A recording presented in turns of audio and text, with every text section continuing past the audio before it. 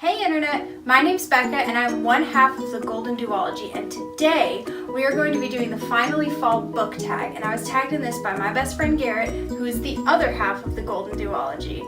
So without further ado, let's get into the questions. Our first question is, in the fall the air is crisp and clear, name a book with a vivid setting. And for this question I've chosen A Great and Terrible Beauty by Libba Bray, and this is the first book in the Gemma Doyle trilogy. Now this book is set in London in the Victorian era. It's at an all-girls boarding school. It centers around this girl named Gemma who has these weird visions, and there's some magic involved, there's a secret society. It's told in a very gothic style, and it's a really fantastic read for right around this time of year. The next question is, nature is beautiful, but it's also dying. Name a book that is beautifully written, but deals with a very heavy subject matter. And for this question, I've chosen History Is All You Left Me by Adam Silvera.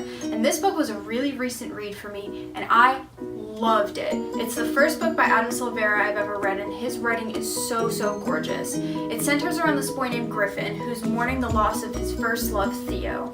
And it's told in both present tense and flashback, and it's very interesting and heartbreaking and humanizing to see how this boy of 17 kind of goes through the stages of grief while he's dealing with the loss of someone who is very important. The next question is, fall is back to school season. Name a nonfiction book that taught you something. Now, if I'm being honest, I don't read a ton of nonfiction. I would much prefer to see worlds other than our own, but if I had to pick one, it's one that I read when I was in college, and it's called The Inner Voice by Renee Fleming. Now, I went to college for music, and Renee Fleming is a world-renowned opera singer, and this is her autobiography that kind of takes us through her journey of breaking into the opera world, her struggles through school, her struggles with her voice, her struggles with having a family while she's still being a very active performer. And it was a fantastic read for someone who doesn't read nonfiction, and I would highly recommend it to any young singers out there who are looking for something like this. The next question is, in order to keep warm, it's good to spend time with people that you love.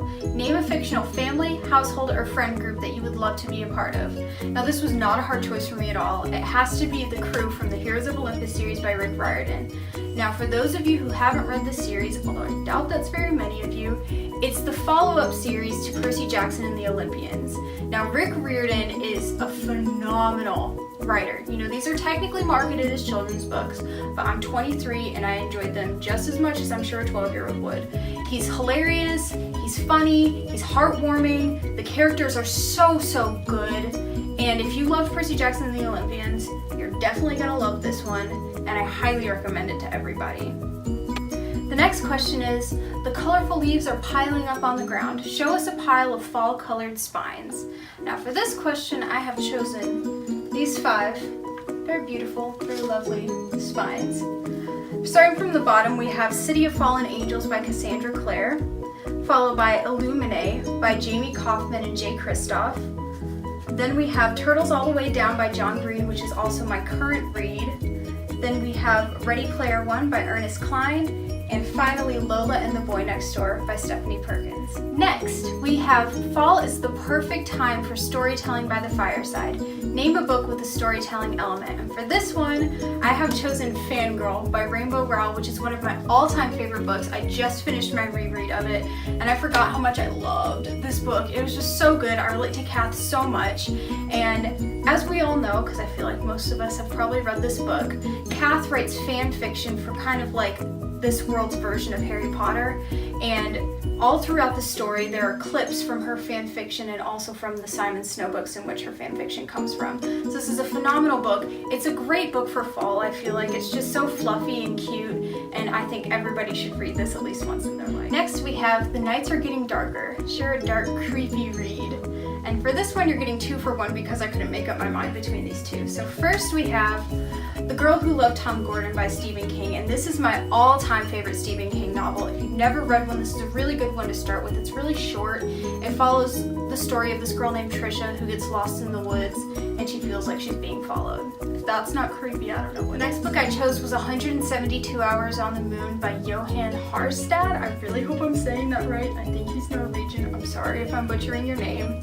But this book is probably one of the only books that has ever really made me scared to go to sleep at night, like to the point where I kept my light on at night. I love horror stuff, I love scary movies, nothing really gets to me that much. This book definitely got to me. So it follows the story of a girl who gets chosen to be one of the first teenagers in space. And once they get up there, some things start going wrong. No one's coming to save them. So it's up to her to save herself from some pretty crazy shit. The next question is, the nights are getting colder. Name a short, heartwarming book that could warm anybody's rainy day. Not sure about the short part on this one, it's kind of long, but it's definitely heartwarming, and I chose Autobiography by Christina Lauren. This is a recent release, it's a recent read for me, and I loved this book. I stayed up a good 7 hours past my bedtime so I could finish this book in one sitting. It was that good. It's beautifully written. It follows the story of this boy named Tanner, who's a closeted bisexual teen living in Utah, so not the most accepting place for the LGBTQ community. And that starts to become a problem when he starts falling for his very Mormon writing tutor named Sebastian. It's adorable. It's got a great love story. It's got bisexual representation, which I'm all about, and I just loved it. I think anybody would enjoy it, and I highly, highly recommend you pick this up. The second to last question is, fall returns every year. Name an old favorite you'd love to return to. And again, you're gonna get 2 for 1 with this one because I couldn't decide. So my 2 picks are Anne of Green Gables by Lucy Maud Montgomery and A Wrinkle in Time by Madeleine L'Engle. Now these are both childhood favorites of mine. I make an attempt to reread Anne of Green Gables every year, and A Wrinkle in Time is something that I've had on my to-be reread list for a really long time. They're both really phenomenal stories. They both have amazing female protagonists, really strong women in these books, which I love, and I would highly recommend these books. The last question is, fall is the perfect time for cozy reading nights. Share some of your favorite reading accessories.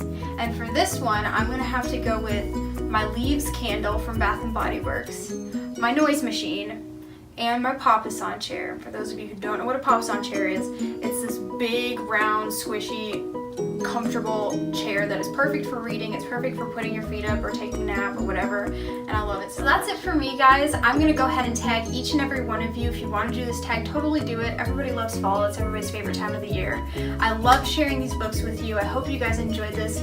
Please hit that subscribe button and that like button if you like this, and there should be more from us soon. Bye, guys.